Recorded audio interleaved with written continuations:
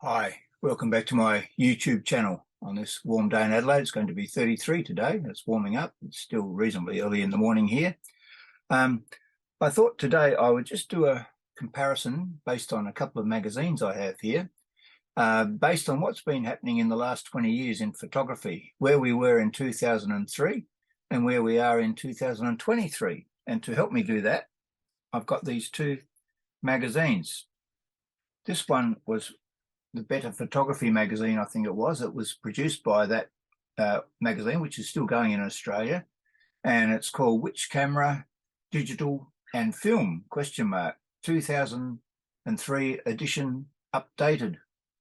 And then there's also this one here, which I bought recently, and that is the best buys for 2023 from the Australian Camera Handbook. There you go. It's the Australian Camera Handbook. These magazines are still both ongoing these days in Australia.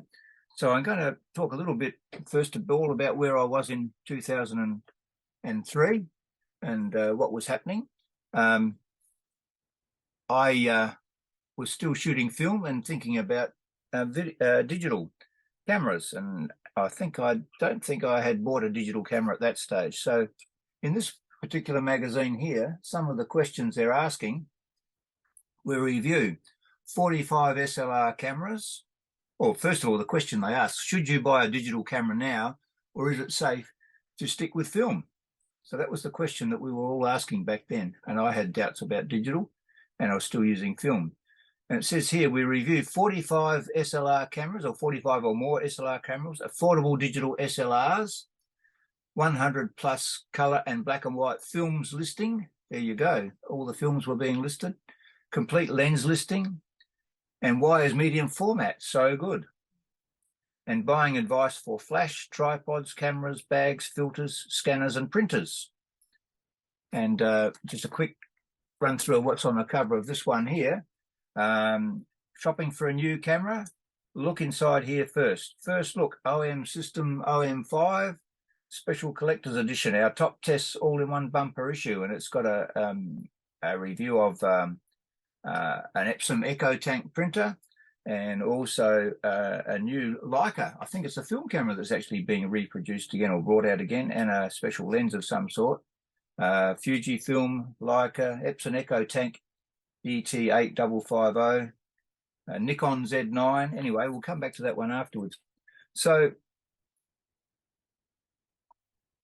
I was still shooting weddings at that time, back in 2003, and contemplating getting a digital camera. When I look at this, open up this magazine here, this first one, Which Camera, I found in here a printout. I must have printed this off the internet from DP Review, which I watch from time to time, and it was a Canon EOS 10D, all the specifications for a Canon EOS 10D. They were reviewing it, and I must have been thinking about buying it.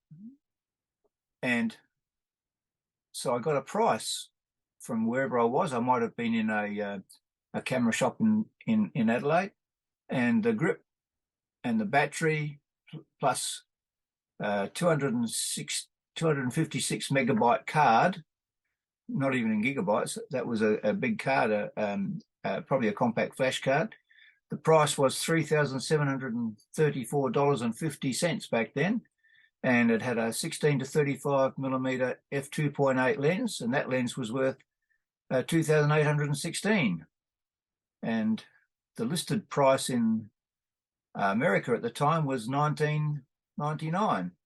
Europe, it was 2,200.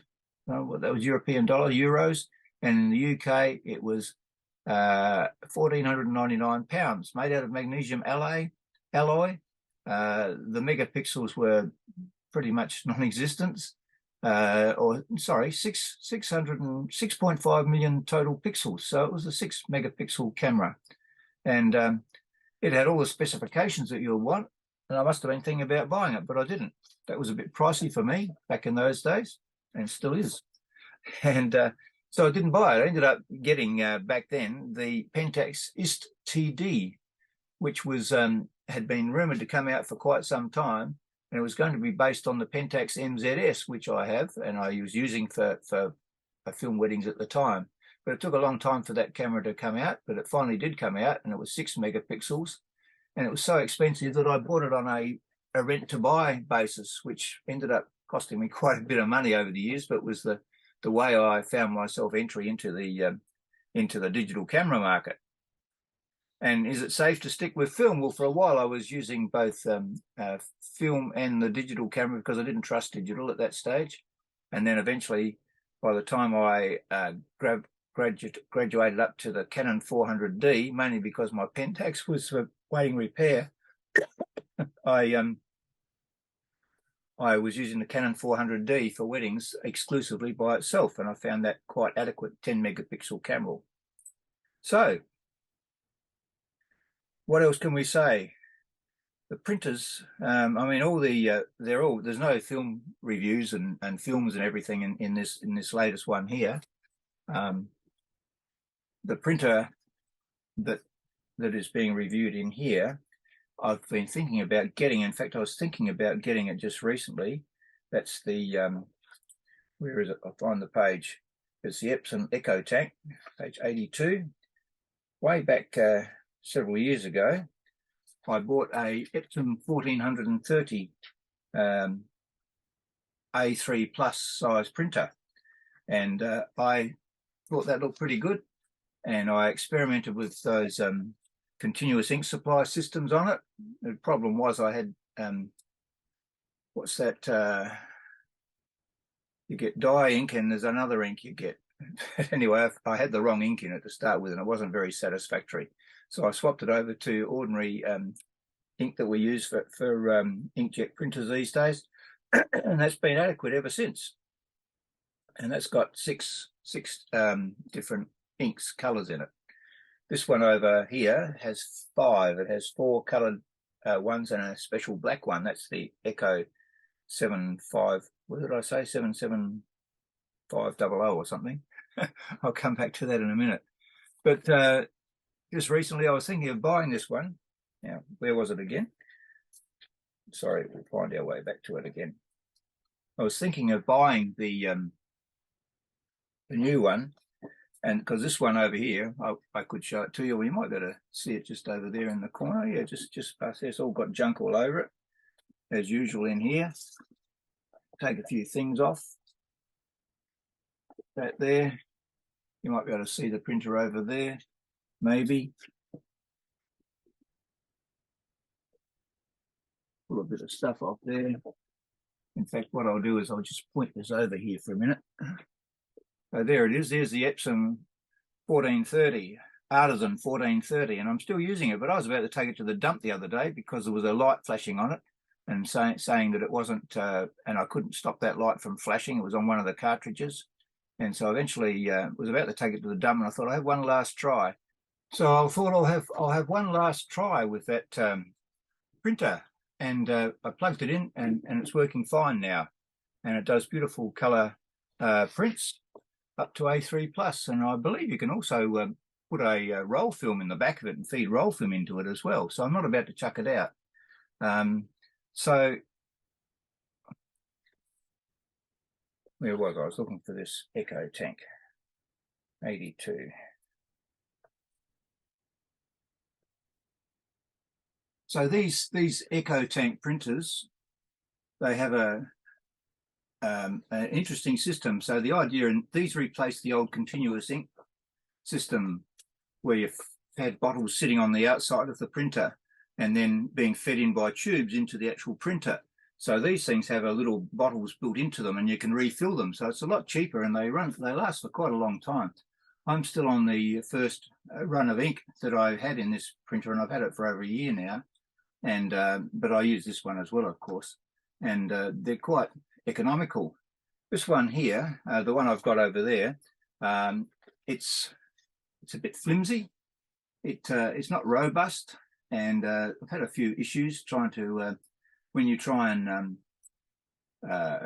service it, make sure that you clean all the print heads and all that sort of stuff. It's a little bit more different than doing this one over here. This one's a lot easier, the big Epson one there.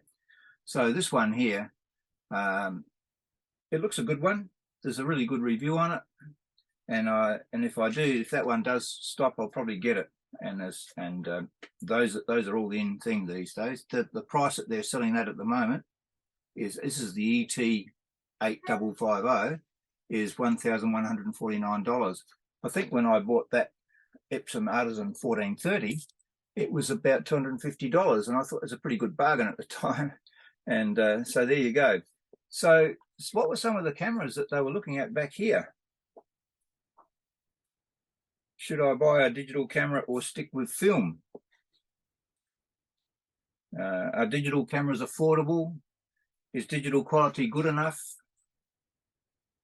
Is a digital camera easy to use? And they were asking the question of what type of camera should I buy? Are you a snap shooter? Snap shooter plus? Are you an enthusiast, or are you semi-pro?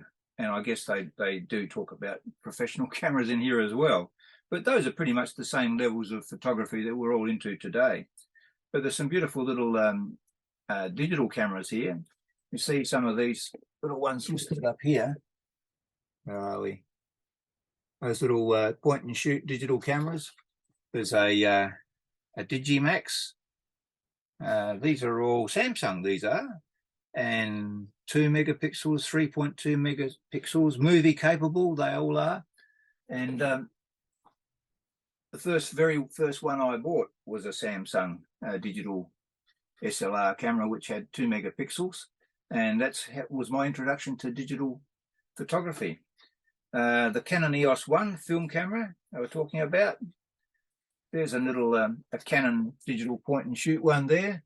And I had a look at one of these belonging to a similar one to one of these belonging to a friend just recently, and they're really nice little cameras and probably in demand these days. That is the PowerShot G2. Which compact camera? Fujifilm had this one here, a sort of a bridge camera. That's an interesting one. That was Fujifilm's top-of-the-range non-professional digital camera, the FinePix 6900 zoom, and it has many SLR-type features. And then down here is another interesting one that was around. See that one there? That's a Nikon Coolpix, and that is the Nikon Coolpix 4500. And there were a lot of interesting products. So let's have a look at some of the film cameras that they were reviewing here. So in Canon, we had the EOS 3000N, the EOS 300. These are all film cameras.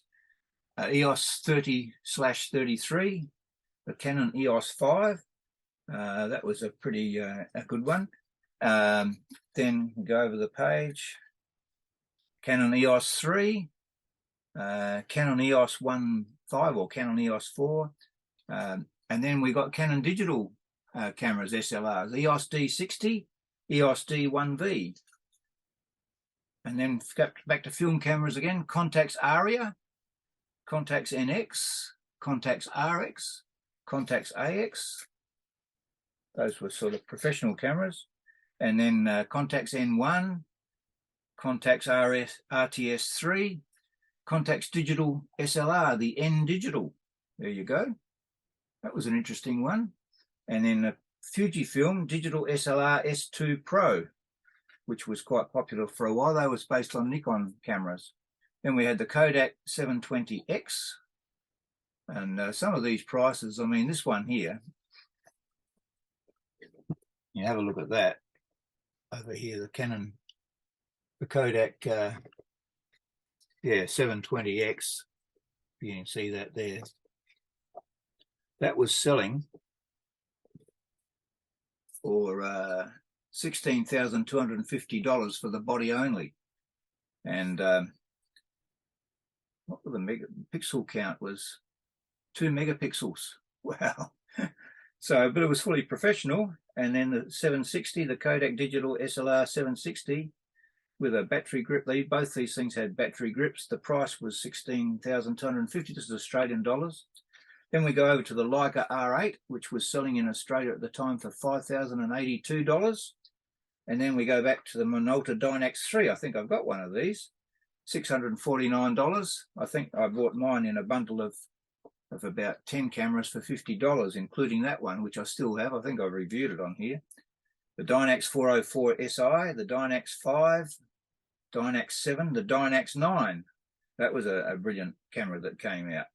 And that was selling for $4,889. Then we had Nikon F55, Nikon F10, Nikon F65, Nikon F80, and so on and so forth. And we had the Pentax, my beloved Pentax cameras.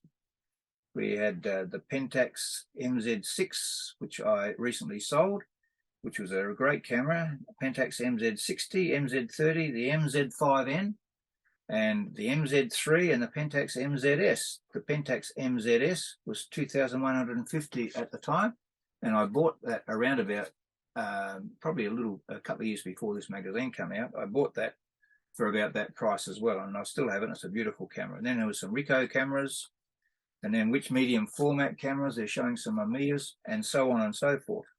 And then in the back, they listed all the lenses, all the cameras, and then there's a whole section on film here somewhere. I think there was. Maybe that's listed in the back, the different types of films that you've got there. And talking about prints and how different in sizes and what they look like. Anyway, so there's been a lot of changes happen in then. Of course, we've seen in that 20 years, we've seen all these latest cameras coming out. Mirrorless digital cameras are predominating at the moment. Not too many digital SLRs. There's some good ones around at the moment. My Canon 700D that I use, so I'm looking for a second one of those. There's one of them for sale for about $299, I think, in pretty much mint condition, the body only, $299. So I'm thinking of getting one of those to back that up. And I found out you can also get a battery grip, a non-Canon battery grip for quite a cheap price that will fit on the bottom of it too, which I've never had. So yeah, film's coming back. Lots of young people are shooting film, so all these film cameras are in demand, or a lot of them are. And the digital SLRs are going right down in price on the second-hand market. Whereas you look at the prices back then, this Canon thing that was selling for $3,734.50, you might get that as a collector's item now for about $250, but it'd only be a collector that wouldn't be very practical. But there you go. So I wonder what your experience has been in the 20 years since 2003 to 2023. Are you still using cameras from way back then, which I've talked about recently, using older cameras? Are you still using cameras you had back then? What was your first digital SLR that you bought, or first digital camera you bought? And what are you thinking about buying now? Have you stepped up to mirrorless? All those questions that have been coming up over the last 20 years. And of course, the digital SLRs came along with movies on them. Even those compact digital cameras we were looking at back there had some sort of movie function on them, but they weren't all that great.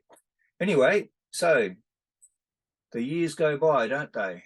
Back then in 2003, I was, what is it now, 20 years ago, I was in my mid-50s, and now I'm in my mid-70s. So there's a lot of things happen in that time, don't they? Anyway, I hope you find that interesting and something to think about, and stimulating to ponder how far photography's come, or how far it hasn't come in those days. Is the quality you're getting now, is it really any better? There's a lot about post-production now, isn't it, about the different software that we use, whereas back when I was doing weddings, it wasn't about software, it was taking your shots to the lab. Anyway, thanks for watching. Like if you like, subscribe if you wish, and I'll see you next time. Now I'm going to leave the screen.